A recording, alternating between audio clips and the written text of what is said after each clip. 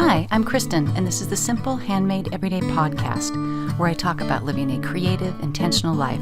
I like to chat about quilting, sometimes knitting, what I'm reading and watching, and a little bit about self-care, productivity, and keeping a cozy, organized home.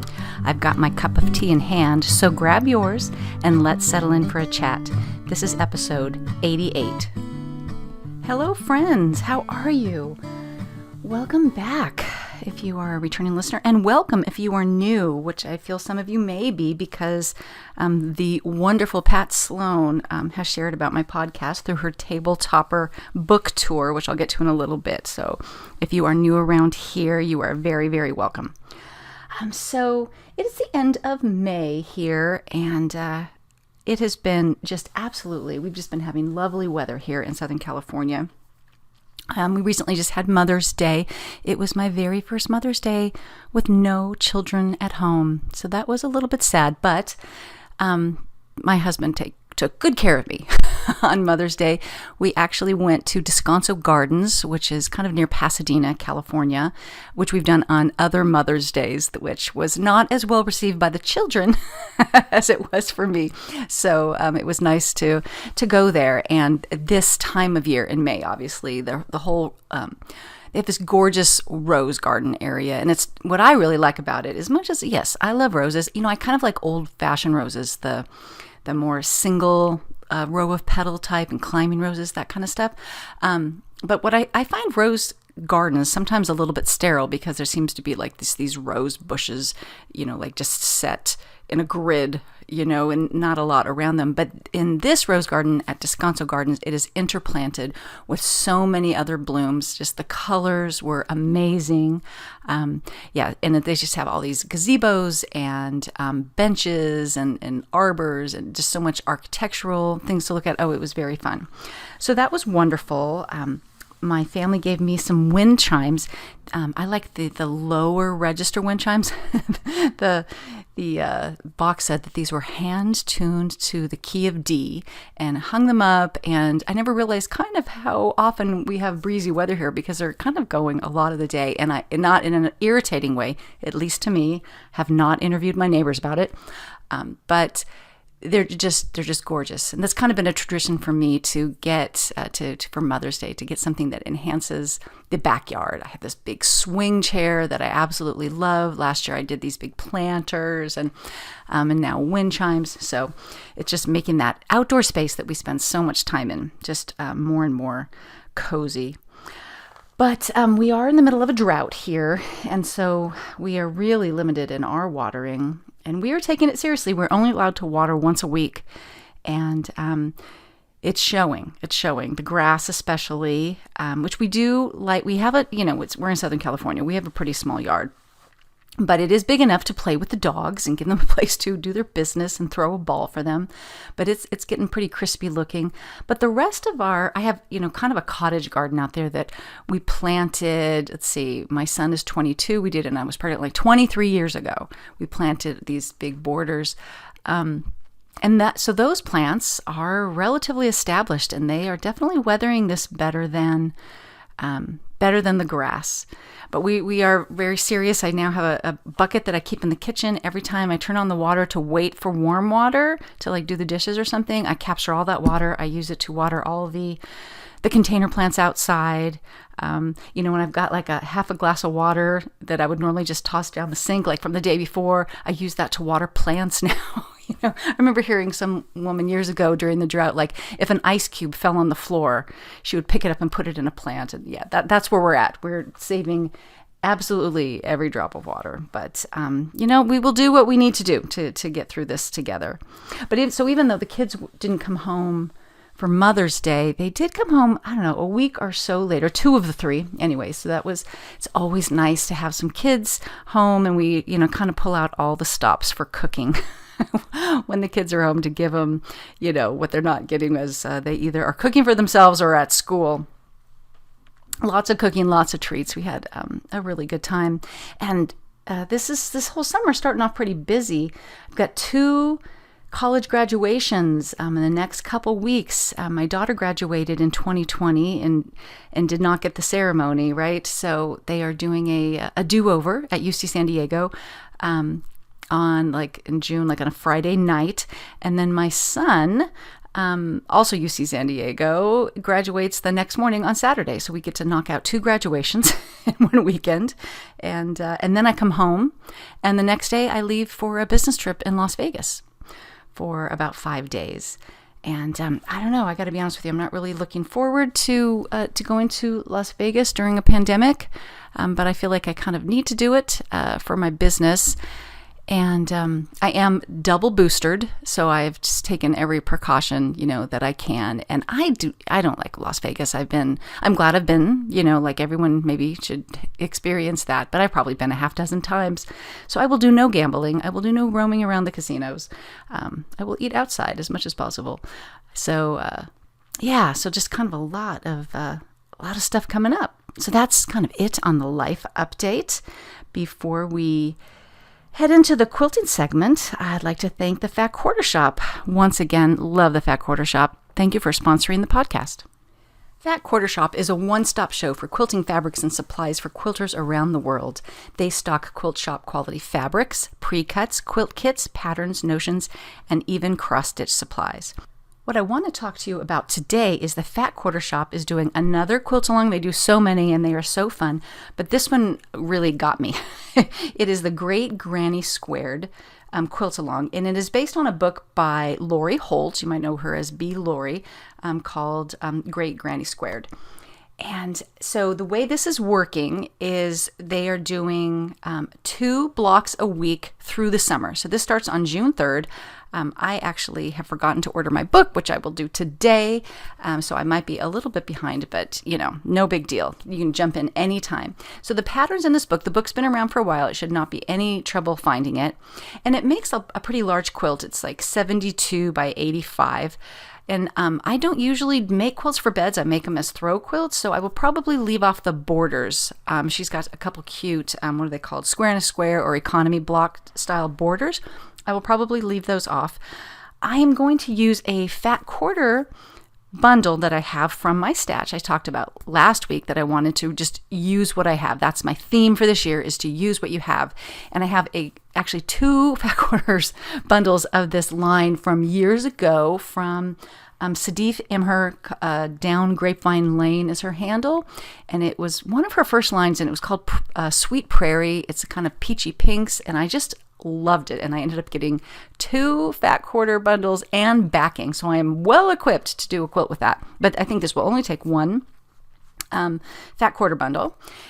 The Great Granny Squared, it's the granny block, but I think she calls it Great Granny Squared because her little twist on it is, I think she makes it 1 layer bigger. So they're pretty big blocks. I haven't really checked, but I assume built on 2.5-inch squares. So don't quote me on that, but if that's true, then also jelly rolls would be perfect for this. It's also perfect for scraps. So if you are also trying to use up your stash, then that would be perfect for that. And along with the quilt along, they are doing a crochet along. If you're into that, doing with the granny squares. And if you're into cross stitch, they have this pattern as a cross stitch. So I love how they kind of just, whatever is your jam, you can, you can craft along with the Fat Quarter Shop. So you just need the book to get started. I'll put a link in the show notes. You can get it obviously at Fat Quarter Shop. And I hope you'll join me. I think it's going to be a lot of fun. All right, let's talk quilting. So I'm recording today on May 27th, and this is my day that is the stop on the Pat Sloan Tantalizing Table Topper, love a good alliteration, book tour. And so I have talked about this project on the podcast before here. I used a layer cake from Moda, the French general line, La Vie Bohème is the line, and I just love it. So I got that at the Fat Quarter Shop, and it is so perfect. It's I called it herringbone. Some people have called it chevron or a braid style. And the layer cake was perfect because you needed 2.5 by 10-inch strips, and a layer cake is 10 by 10. So I just was able to chop up, not even the whole layer cake. I what did I use for the back? I can't even remember. I think I just use a white back. I have a hard time. I know I will never see the back of a table topper, so I think I just use some like plain white fabric. But you could also use up the rest of your the rest of your layer cake as the back of this runner and be super efficient with your fabric and use up what you have. So it's simple piecing. It's just, it's a herringbone thing. So you just sew one strip on at a time. And it's the perfect kind of project to have if you have it, a little ironing station set up right next to you. So you could just iron the seam you just sewed, place the next strip, sew, iron. I listen to an audiobook, mindless, piecing. That is my zen. That is my jam. That is why I love sewing. So that was very fun.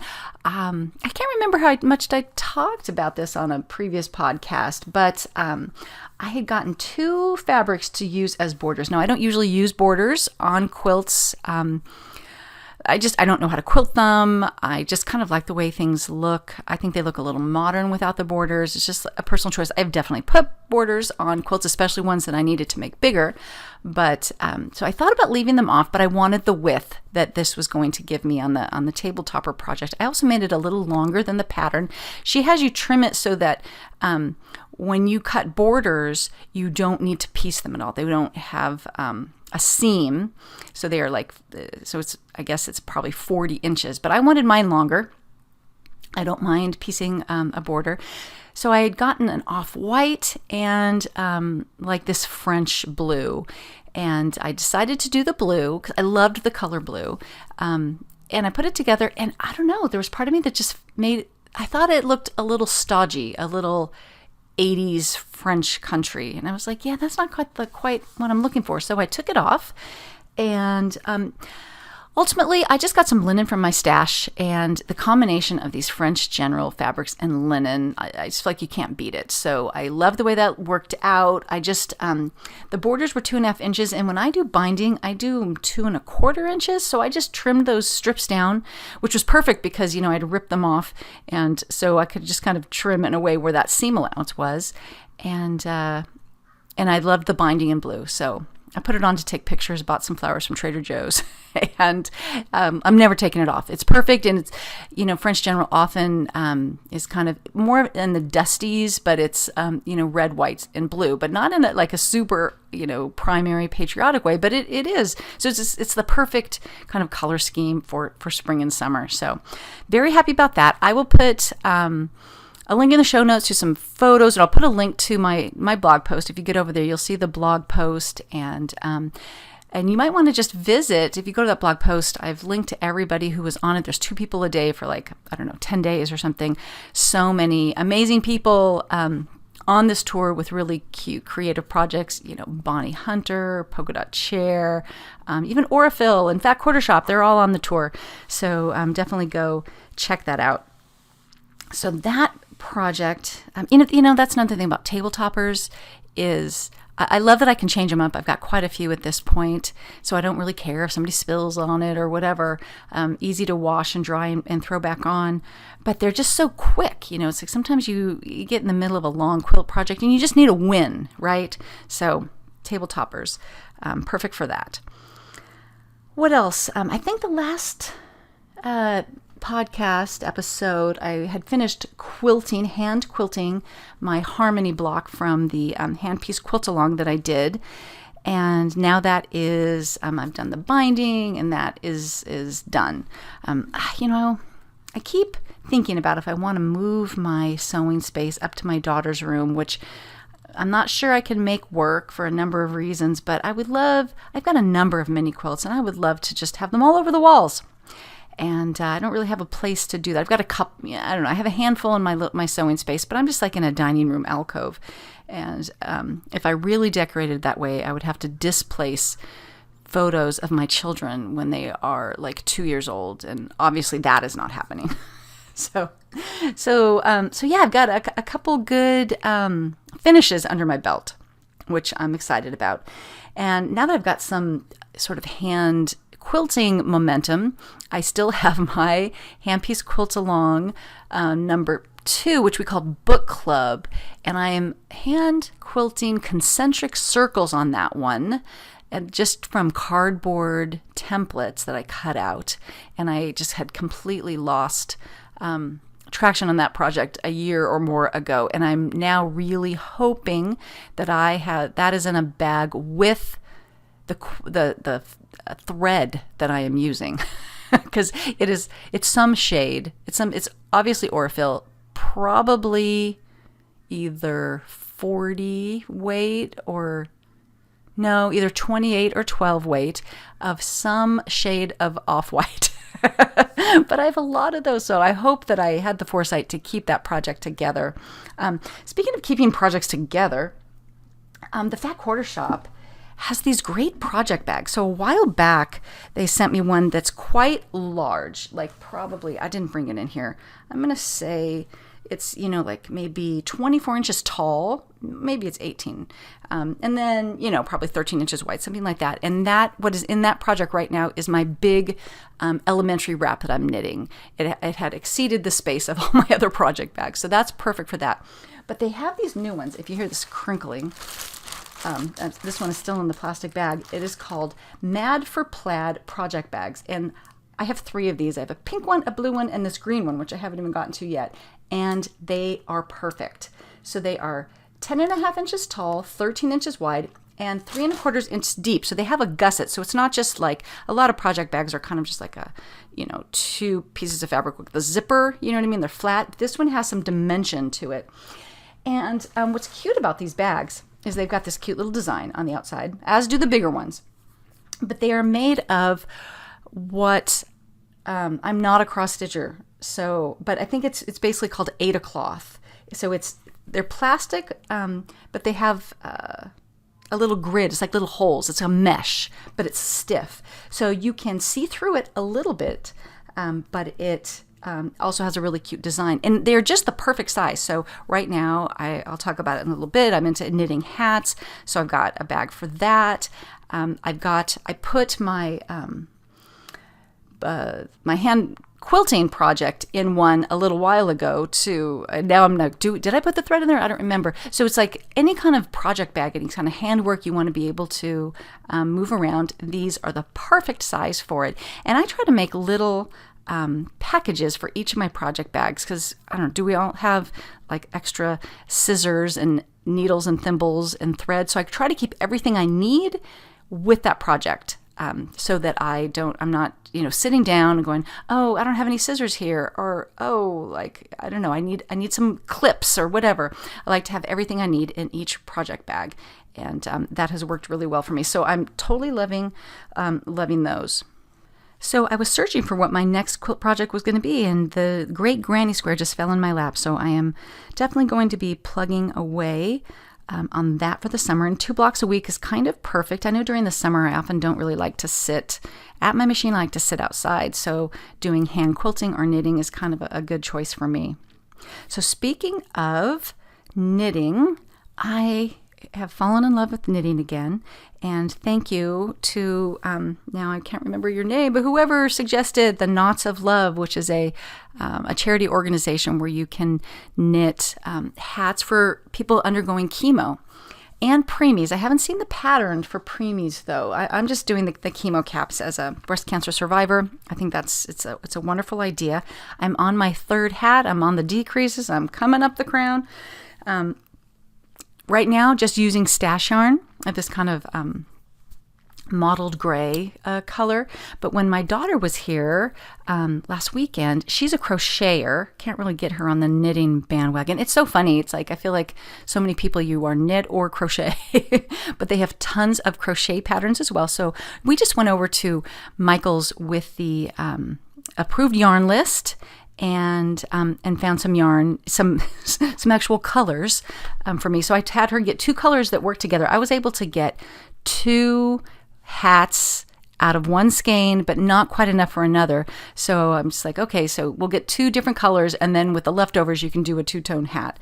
So I'm excited that she's going to work on that, and then we will send all our hats in together. So that has been really fun. I will take a picture, put it in the show notes, of just the simple hat design that I've been loving knitting. I've printed out a few more designs so I can try things that are a little bit different. But that has been so perfect because I've been kind of really into listening to audiobooks again. So just like sitting outside, listening to an audiobook, knitting is just been awesome. I did this last week, but I'll put a link in the show notes to Knots of Love. So if you are a knitter and you live in a warm climate and you can't figure out what to knit, this might be the exact right thing for you. Or if you just enjoy knitting for others, it's a great cause. As I pause to take a sip of tea here, I realized once again I've forgotten to talk about my cup of tea. What are you drinking? I am drinking Carne Asa's Earl Grey Supreme. So I'm working my way through this gift box of Carne Asa's tea that my son gave me for my birthday. And I don't often drink the caffeinated teas here in the morning, but I'm taking a risk for you guys, and it is delicious. I love Earl Grey, and this Earl Grey Supreme is amazing. I will put a link in the show notes if you want to give it a try. All right, let's move on to books. So I've got a lot of books to talk about, and some of it are books that I've talked about on other podcasts, but finally finished. So I think it was been my third run at The Bookwoman of Troublesome Creek. I finally finished it, and I loved it. I don't know why I just didn't get traction on this story earlier, but I think I started it as a paper book, and then I think I had it as an ebook. Eventually, I listened to it as an audiobook, didn't finish it, had to return it, and so I got it again, and it started as an audiobook, and it started right where I left off. I just backed up a chapter or two and continued on, and it was worth it. I'm like, what was your problem? It reminds me of, it took me a half dozen tries to read Jane Eyre. Ever since high school, I would just lose traction on this book. And at some point as an adult, I picked it up and realized that I had always given it up at about the same place. And the book totally picked up right after that spot. It's the part where after she runs away and she leaves Mr. Rochester and she finds some family, and then things kind of just take off a different direction. And so I just was like, wow, I don't know why it took me so many tries to get through that book. That's how I feel here. If you don't know what The Bookwoman of Troublesome Creek is, it is about it is based on a couple true things. One is the Packhorse Library Project. And this was in Kentucky, and this was women who actually had a library in town, and they would bring books to these people who are, in the mountains, in the Appalachians, and they would have a route, and they would bring books and take them back every week, and they would create these scrapbooks of recipes and patterns and gardening tips that they would then leave and pass from patron to patron. It was an amazing project. There's The Giver of Stars by Jojo Moyes it came out about the same time, also about the Packhorse, what do I just call it? The Packhorse Library Project. This one has the additional little twist that this bookwoman is from a real, it's based on a real family in Kentucky who had blue skin. They had a genetic thing where they were missing an enzyme that oxygenated their blood. Actually, it did not cause them health problems. If they were not discriminated against and lynched or shot, they lived into their 90s, which is unusual. This book takes place in the 30s, and so this woman, the main character of the book, who of course her name Cussy Mary. That's what her name was. They also call her Blewett. She has a rough time of it. She's a young woman. She's heavily discriminated against because she's blue. But she makes a life for her, delivering these library books. It's like everything to her. And but there's lots of issues in her discrimination. Trying to treat her illness. There's a lot going on here. So definitely recommend. And if you feel it's a little slow at the beginning, push through. I think it's worth it. I also finished Round Robin by Jennifer Cheverini. So I'm kind of doing a low-key reread, I think. I'm only 2 books in. That's a big statement to make, of the Elm Creek quilters books, and so I'm just 2 books in, and it's, even though I have read them now, it's been, I don't know, 10 plus years since I've read these, and it's fun. It's like the books are familiar, but I've forgotten a lot of the details. And I have to say, the end of Round Robin, I cried. It was very, very emotional. So I highly recommend that. So I'm going to, I need to figure out what the 3rd book is, and kind of just keep doing that. That has been a lot of fun. I went and picked up a couple books at the library recently. I do a lot of ebook and audiobook stuff, so I do it all through Libby. I have 4 libraries that I can draw from, thank goodness. But every once in a while, I get a book that is not available that way, and one of them I want to talk about, and I'll talk about in a minute, is the Half-Baked Harvest Cookbook. So I went in and got that as a real-life book. And I saw on the new arrivals shelf that there is a new V.I. Warshawski book. So I don't know if you have ever read Sarah Paretsky. Back in the, 90s, I guess.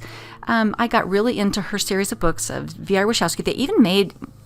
They kind of crammed 3 books into a movie starring Kathleen Turner. But this V.I. Warshawski is a fabulous private detective character. Totally into those books. And I remember thinking that she was done with the series, and I would check back, and it seemed like she wasn't going to write anymore. Well, then I stopped checking, and apparently she has started up again. So there is a new book out. It is called Overboard. But when I went to look, I'm like, okay, she actually has released over the last, 5-6 years, a handful of books in the V.I. Warshawski series. So I need to figure out where I dropped off and go back and read those. And nothing is more exciting to me than finding a new series that I like, or that, a favorite series has continued. So I am very excited about that. No idea if that book is any good. I'm just saying, if you were ever into that, just like at the same time that I was into V.I. Warshawski is when I discovered the Sue Grafton novels, The Alphabet Murders. And it's sad. I know I read Y. Y is for something, and I don't know that she ever got to Z before she died. I'll have to check that out too. But anyways, speaking of mysteries, I couldn't believe that I hadn't talked about this book. I went back and checked my own show notes to see if I listed the book. But I read a book called Telling Tales by Anne Cleves, and it is the Vera Stanhope detective series. It's the 2nd book in the series, and I don't even know. I think I got it as a BookBub, $1.99. That's where I get a lot of my ebooks is BookBub, and it was a fun story. It was about this main character, basically this woman, young woman in her 20s, married, small, with a baby, Emma, whose best friend had been murdered 10 years before, so that when she was like 15. And so that obviously really shaped her life. It was this huge event that this happened. And another woman was convicted of that murder and put in prison. The woman who was convicted always maintained her innocence and was up for parole, and while maintaining her innocence, and she was rejected for parole, and she commits suicide. And then after she commits suicide, it comes out that in fact she was innocent. And so they bring in a detective to try to find out what went wrong 10 years ago when the wrong person was convicted of this crime. So it just kind of brings it all up again. Everyone is including our protagonist here, Emma, is having to relive the whole situation. And Vera, she's kind of an interesting detective here. She's older. Like I'm getting the impression she's like well into her 60s. She's a little dumpy. She's a little harsh. People don't really like her, but she gets the job done. So there are lots of twists and turns that had a great ending. So I was like, okay, I like this woman. Let me see what else she's done. Well, and I hope I haven't talked about this before, but if I have, indulge me. It turns out that she is the writer of another series of mystery books called Shetland. And there is a whole TV series, Shetland, based in the Shetland Islands, that I love. it's hard to get some of the later seasons. I've watched everything available to me, and I'm still trying to figure out, I don't know, where to find season 5 plus, and still haven't figured that out. But I'm like, oh, there are Shetland books. I had no idea.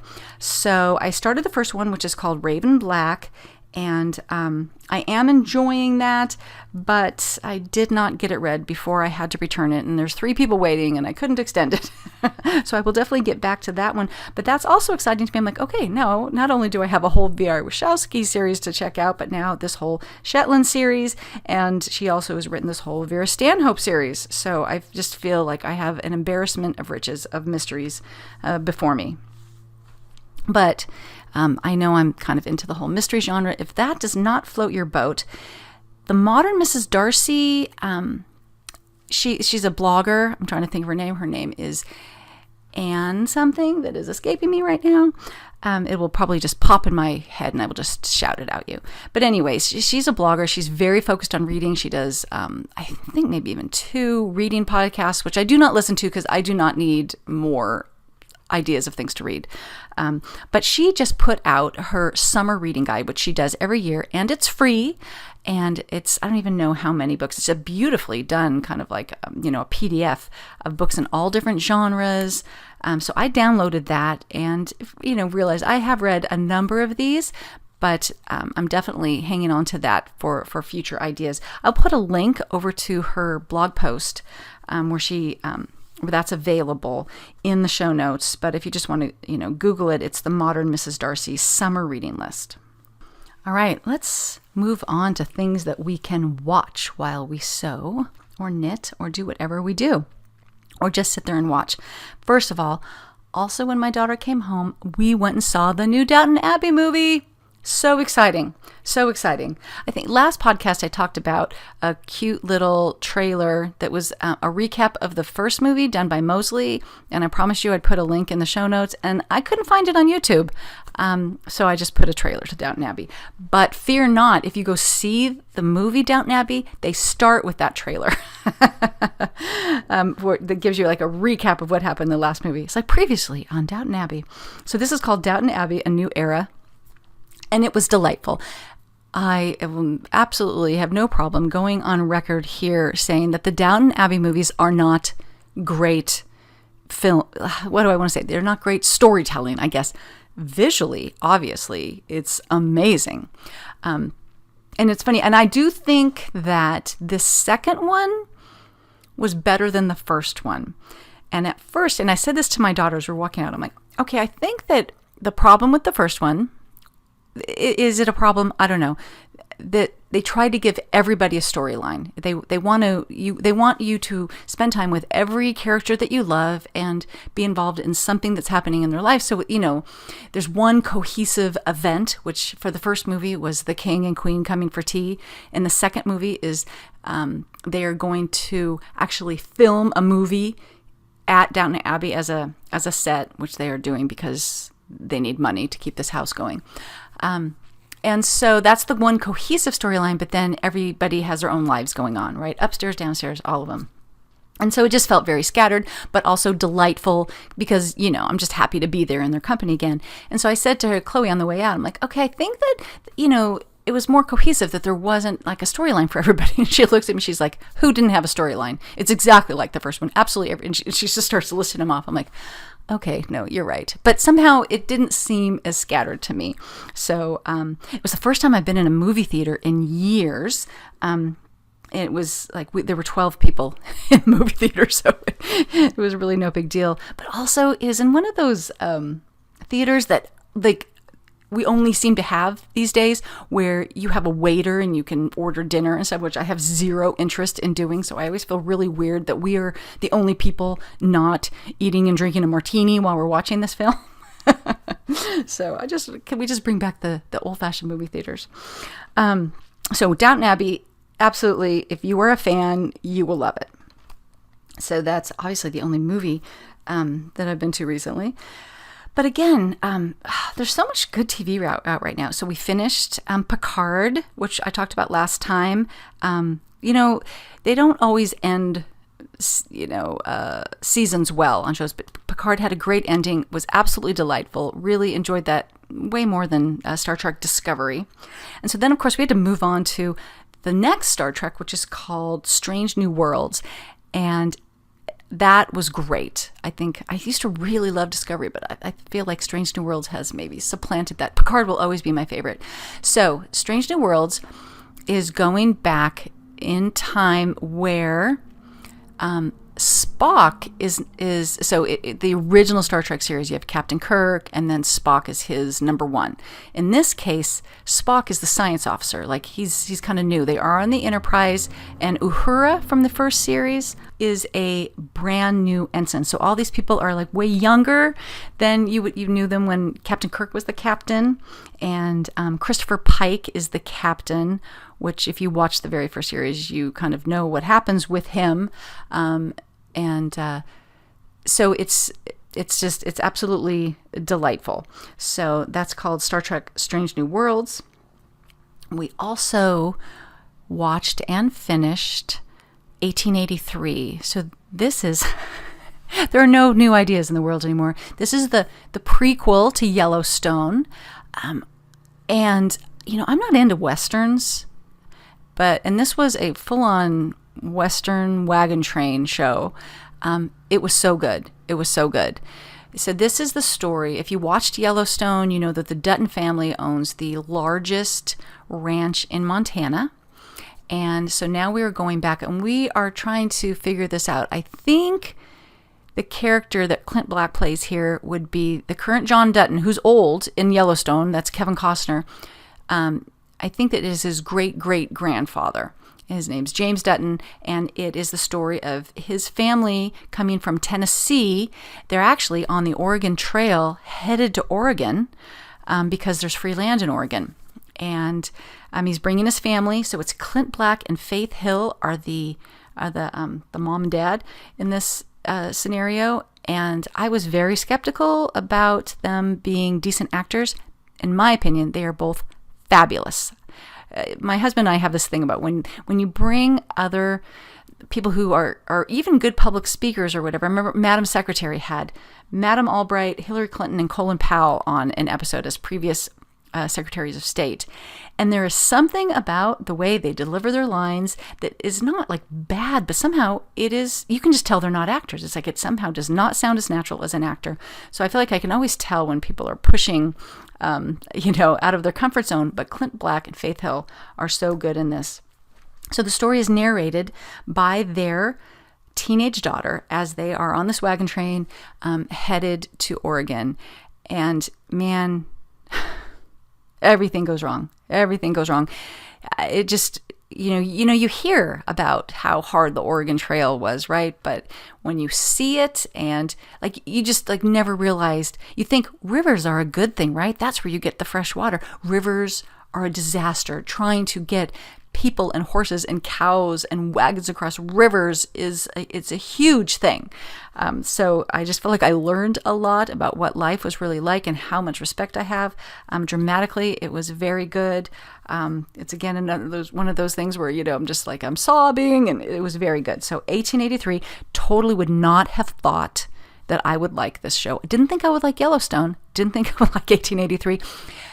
I like 1883 way better, and it's because you are rooting for all these people because they are good people. In Yellowstone, I feel like there are no good guys. Everybody is so compromised there, but we're going back, to 1883, going back over 100 years when, the motives were more pure. I'm not sure, but that was really good.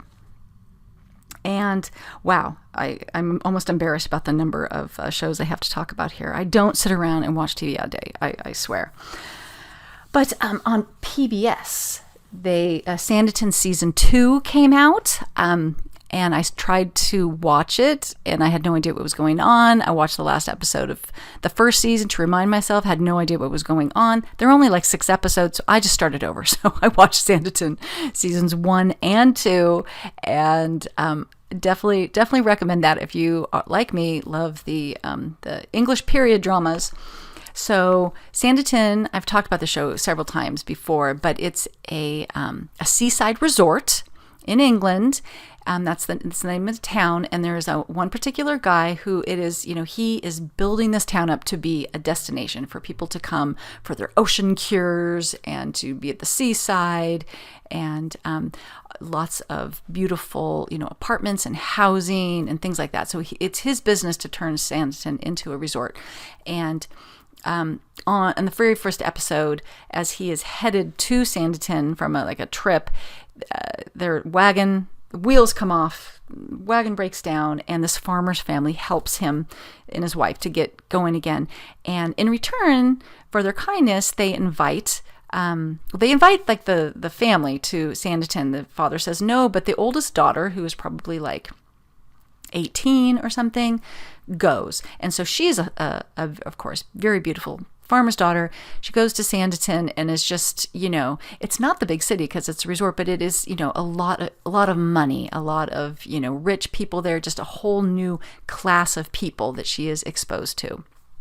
And so that is fun. The one thing that drives me crazy about this show, and I looked it up, and I'm not the only person, there's a whole thread on Reddit about it, is that we've got empire dresses here. So what time period is this? I assume like everything is the late 1800s, maybe early 1900s.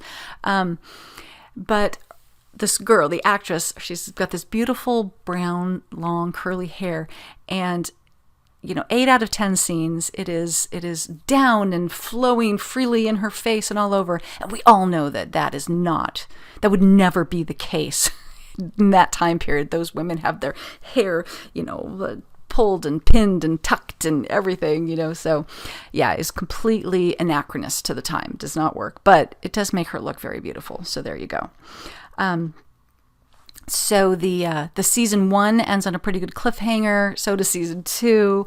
Who's in season 1 is, I don't know his name, but if you did watch Downton Abbey, it's Mr. Pamuk, the guy that the Turkish prince who, dies in Lady Mary's bed in the first or second episode. And he was also, I think, in Divergent. So he's a very handsome actor. He's the love interest in season 1, kind of a very Mr. Darcy situation there, but I don't want to give too much away. But that's Sanditon is a fun show. And then before I go, I know, what does she just watch TV all the time? But I cannot leave this section without talking about This Is Us, which is now officially over. And I will not spoil anything if you have not gotten a chance to watch it, but I will tell you that they have done a fabulous job of wrapping up this series. There was I kind of got behind watching, so I did a few in a row there, and I was so happy that Miguel got his own episode where we finally learned something about the, second choice Miguel, all the way from his childhood and how he came to America to, all the way through how things end up for him. So that was great. But the episode, season 6, episode 17, called The Train. Oh my gosh. I felt it was a masterpiece. It was a masterpiece. I don't think I'm spoiling anything to you by saying that, this is where Rebecca's going to die, because we know she's dying early on in the series. We are sent ahead into the future as everyone is gathering for knowing that Rebecca's time is limited. She's obviously the matriarch, and so this is well established. So we're finally we're there. This scene that has been forecasted to us all this time, and it is done so beautifully. It's called The Train, and she's walking through a train as if it was her life. And it was the most beautiful metaphor for life, and it gave them the opportunity to bring in all these people that we have loved over the course of 6 seasons of this show. Even William, Randall's father, is there kind of guiding her as her guide, and we get to see, all, sort of all the Kevins, all the Randalls, all the Kates, the different ages all together. Oh, it's amazing. So if you have not watched that, grab some tissues and absolutely go watch that. I watched the last episode I think it was just last night or a couple nights ago, and it was a very beautiful wrap up to the series, but it was quieter. It's like it was the penultimate episode is where the whole This Is Us genre just comes in, where like you're crying, it's emotional, it's not necessarily that you're sad, it's just so beautifully written. So definitely check that out. Let's take a moment here to thank Silk & Sonder for sponsoring the podcast. Silk & Sonder is a monthly journal subscription that I love so much. You get a new journal each month, and they are beautiful quality paper, this sort of off-white. I don't know exactly what size, but they are not as big as a spiral notebook. They are spiral bound, but they're just like the perfect size. You could throw them into your purse or take with you. And every month has a new theme and a new color scheme, and as I like to think of it, a chance to start over and to really think about what you accomplished the month before and what you want to do in the coming month. So for the May 2022 issue, the theme is empowerment. And let me just tell you, so inside each month are elements that stay the same every month. Monthly layouts, weekly layouts, habit tracking, gratitude lists, mood tracking, all kinds of things. Lots of blank pages for free form journaling. But also they have some journaling prompts that relate back to the theme. And so here's some of my favorite ones from the May issue. There's an empowerment exercise where they ask, where and when do I feel the most empowered? How can I show love to myself this week? What do I need less of in my life? Here are some amazing things I've achieved, and here's some positive things about myself. So while I love to journal about what I'm kind of working through or what's happened, I love these sort of journal prompts that get me thinking in a different direction that lead to some kind of interesting results once I put pen to paper. I just received my June journal, and the theme is spontaneity. And I love that because it's summer and it's time for us to be spontaneous, right? And so I was looking through this and looking at some of the spontaneity prompts. And some of the questions are, when was the last time you said yes to something that you were on the fence about? And how did you feel about it afterwards? And what are some ways that you can invite more spontaneity into your life? You get the idea. So I just like the way that really opens up different elements of journaling for me. So the other thing I really love about Silk & Sonder is that there is a social element to it if you want to. They have what are called Silk & Sonder socials, which are events that they hold on Eventbrite is how you set them up. And, you can, along with other people, do your monthly setup. You can do your weekly setup. You can sit there and do the coloring page. There's a coloring page and a recipe every time. There's all kinds of ways to have a sense of community about it. And I have really enjoyed that aspect of it.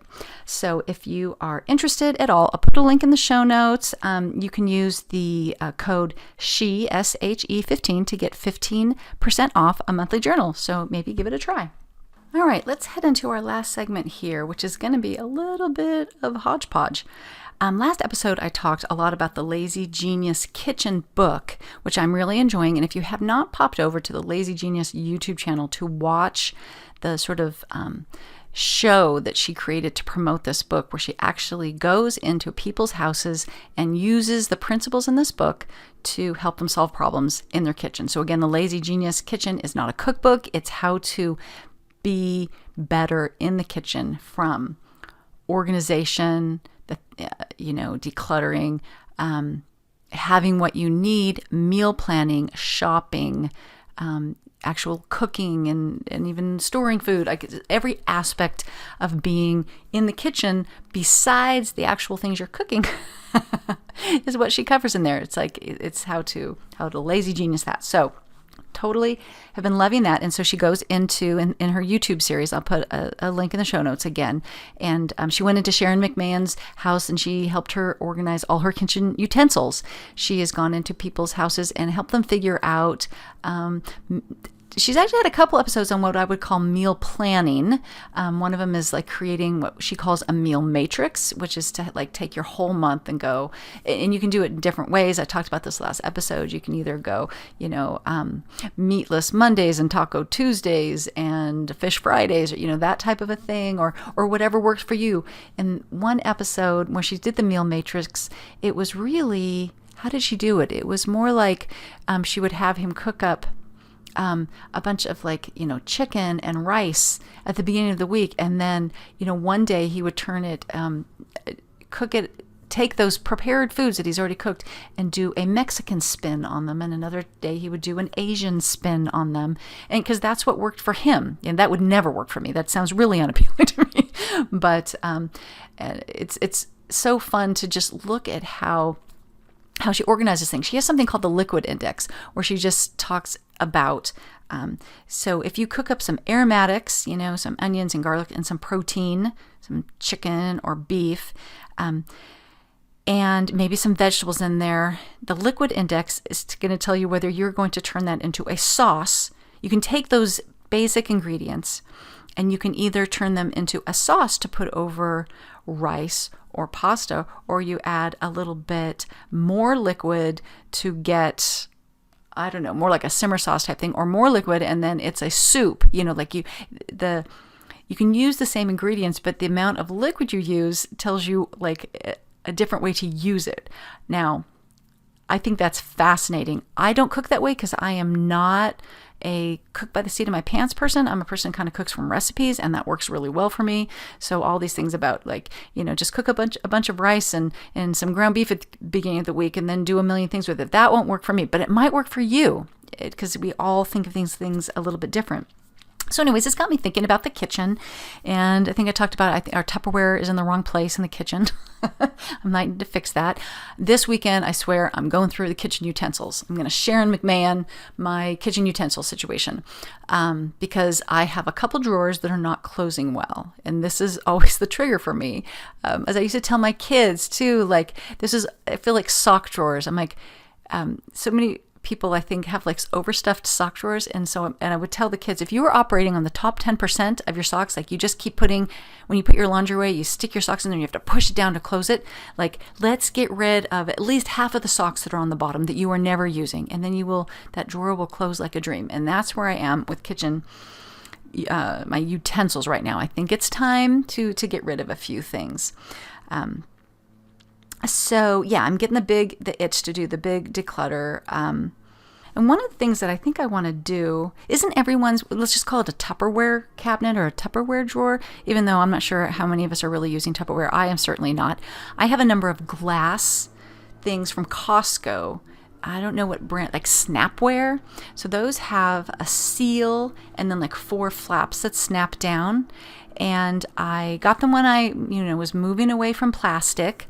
And I have 2 different sort of generations of them. So, there's ones that all have green lids, and then there's ones with multicolored lids depending on the side. And I now can look at a glass container and know which one it is, but it's a little bit of a nightmare for everybody else. And then there's a mishmash of, older plastic storage containers and some of the more cheap sort of Ziploc or Glad type. And there's part of me that wants to ditch all of that and go buy some new Pyrex. I stumbled across this online. So my problem with the Snapware is that there is a seal in it, and that seal can get a little bit yucky over time. But every time I take a seal out to clean in there, I can't get it back in again. So I'm thinking that now that I've got all these young adult children, that maybe it's time to treat myself to a new batch of these storage containers and pass these down to my kids. So I stumbled across somebody who was in the Lazy Genius group who was getting rid of all her Snapware ones. And I was like, why are you doing that? She said, my mother-in-law gives us the Pyrex version every year at Christmas. And so I looked that up, and the Pyrex ones, and I do have one Pyrex bowl that just has a very simple lid that just goes over the side. There's not these parts, the hinges that fall apart. There's no seal that gets gross. So that might be my goal, is to just, make that change and get rid of. I'm pretty good at getting rid of things that, when the lids that don't work and things like that. And I do like keeping the kind of the cheaper containers. Whenever we get Chinese food, they come in these little black plastic containers with lids. And I save those because when the kids come and visit and I want to send food home with them, I love using those because I do not care if I ever get them back. I don't even want them back. So it's nice to have something like that. But it's like, again, the lazy genius way is to figure out what matters to you.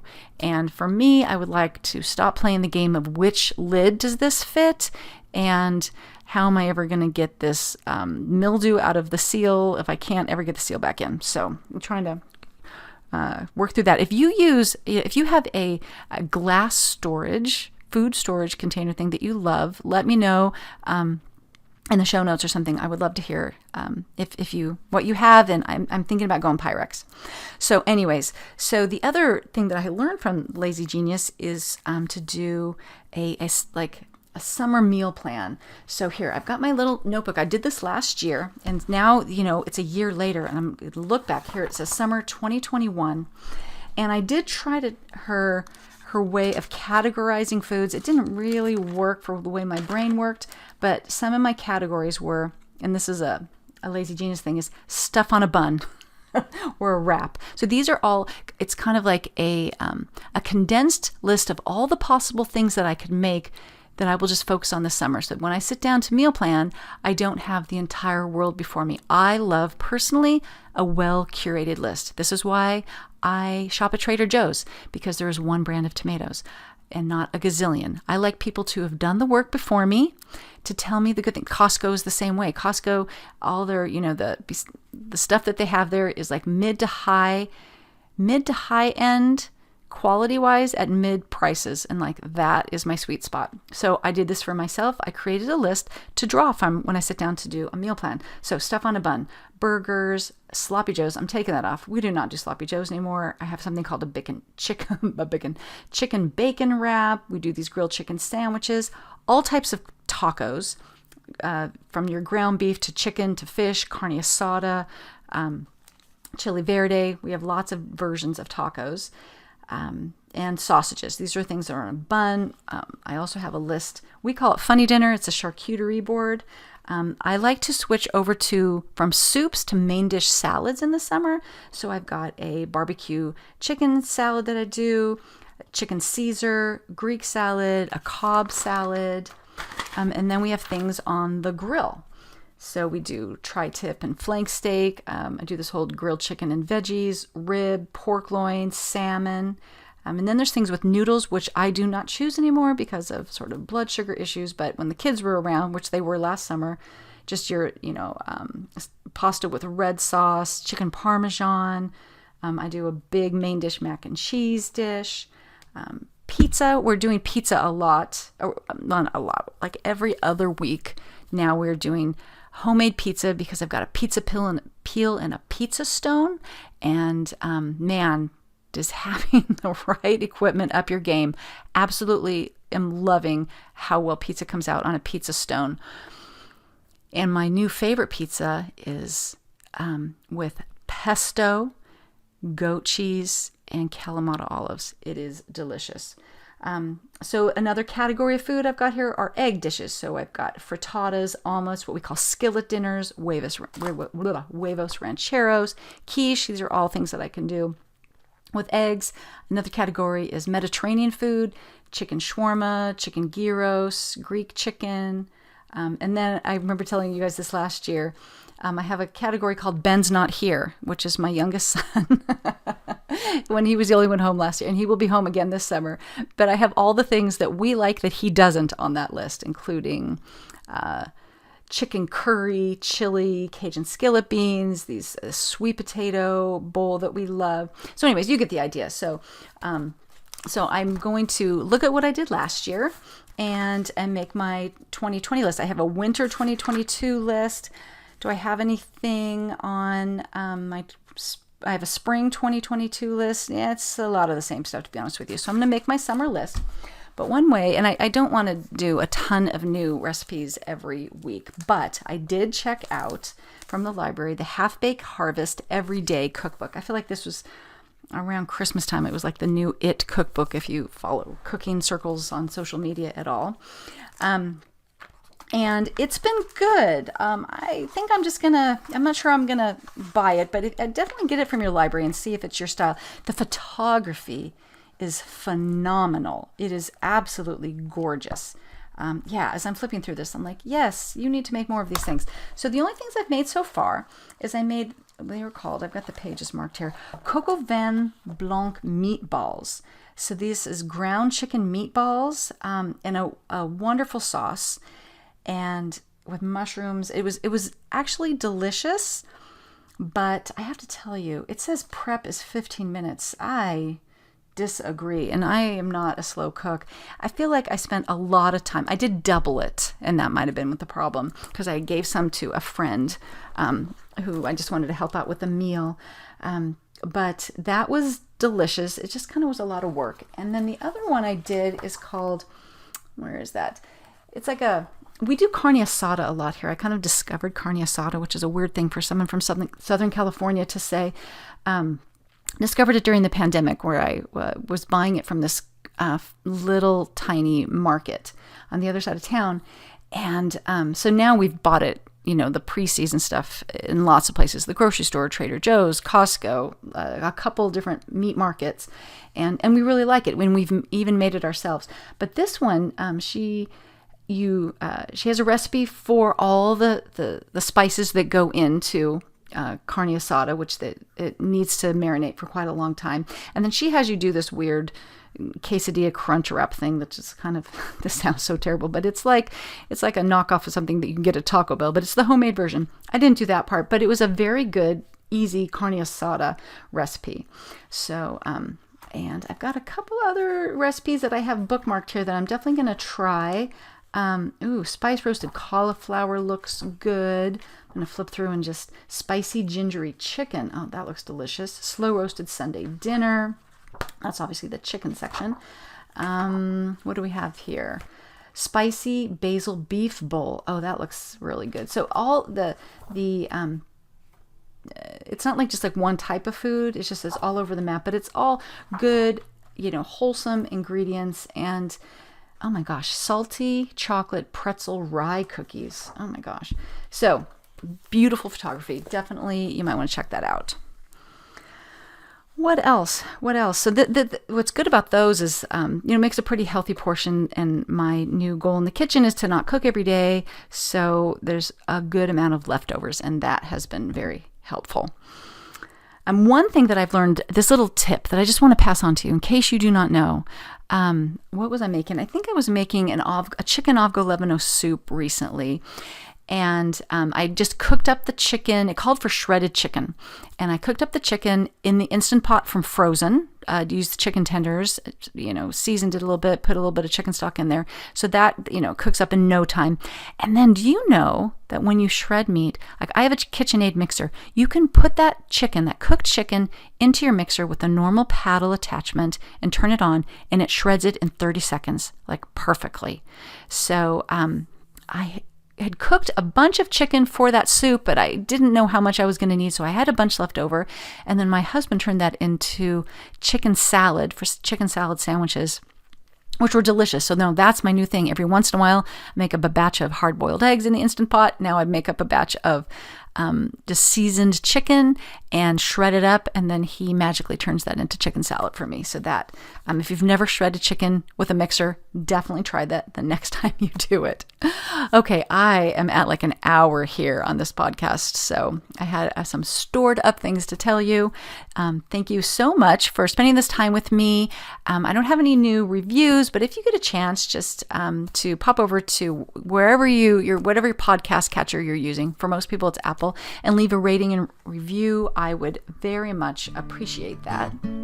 It really helps other people to find the podcast.